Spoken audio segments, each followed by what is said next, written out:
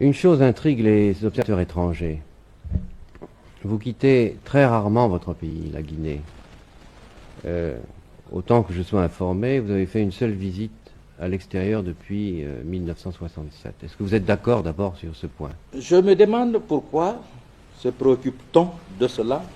Le président Mao, combien de fois il a quitté la Chine? Pour autant, est-ce que la Chine est malade? Le président Nixon, combien de fois depuis qu'il est au pouvoir il a quitté? Et chaque président européen, combien de fois chaque président en Europe a quitté son pays? La révolution dont nous parlons, c'est en Guinée. Et c'est ici où elle doit être menée. L'essentiel de la lutte, c'est en Guinée.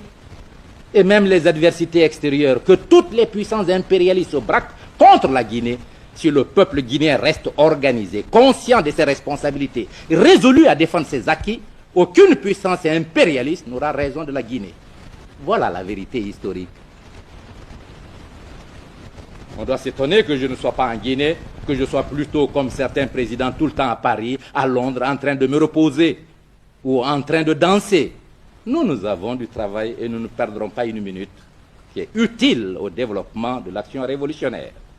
Voyager à l'étranger ne veut pas toujours dire se reposer, c'est maintenir, ouvrir des contacts. Voyager pourquoi? Nous avons fait tous les pays du monde. Les 3 premières années de l'indépendance nous ont permis de visiter presque tous les pays en rapport avec... Et qu'est-ce que nous cherchons en plus? Et nous sommes le pays africain qui compte plus d'ambassades étrangères. Cela explique bien l'élargissement des rapports diplomatiques qu'entretient la Guinée avec le monde extérieur, bien qu'on parle toujours en France de l'isolement de la Guinée. La Guinée a plus d'ambassades que le Sénégal, que la Côte d'Ivoire, que chacun des pays coopérant avec la France. Vous pouvez en faire le contrôle. Vous avez à plusieurs reprises dans le passé dénoncé la 5e colonne qui opérait à l'intérieur de la Guinée. Est-ce que vous pensez que cette 5e colonne est toujours active dans votre pays? Et est-ce que ce n'est pas l'existence de cette 5e colonne qui vous inciterait à rester ici pour ne pas que... Alors, si j'avais peur de la 5e colonne, je ne restais pas en Guinée puisqu'elle est en Guinée. Non, mais parce que vous... Je serais parti à Paris me réfugier tranquillement. Mais vous pourriez craindre que les éléments de subversion qui travaillent contre vous pourraient profiter de votre absence. Profiter comment? Le peuple guinéen est armé. Quel est le seul pays au monde dont le peuple est armé? Dites-le moi. Vous avez vu quand même l'agression. 14 ministres avaient trahi. 32 000 $ avaient été distribués. 32 millions de dollars avaient été distribués. La plupart des officiers supérieurs, avec le ministre de l'Armée et de l'Intérieur, avaient trahi. Et toutes les puissances impérialistes étaient assurées du succès contre la révolution guinéenne, dont la mort était même annoncée à la télévision de Bonn le 22 novembre 1970. Une émission qui annonçait le grand dictateur du monde, M. Sékou Touré, est parti. La Guinée n'a pas peur de l'impérialisme. La 5e colonne n'est que le prolongement de l'impérialisme. C'est la lutte de classe. Si nous n'avons pas peur du maître, nous n'aurons pas peur de l'esclave qui le suit. C'est pourquoi ici, elle a été matée et chaque fois qu'elle se manifestera, elle sera écrasée, vous pouvez en être sûr. Je l'affirme à la face du monde. Aucun élément traître au peuple guinéen ne sera longtemps manœuvré sans qu'il soit su, perçu, isolé, maté par le peuple guinéen. Vous l'avez dit vous-même, 14 ministres avaient été inculpés, un certain nombre de chefs militaires, des gouverneurs de province, des hauts fonctionnaires, des diplomates guinéens.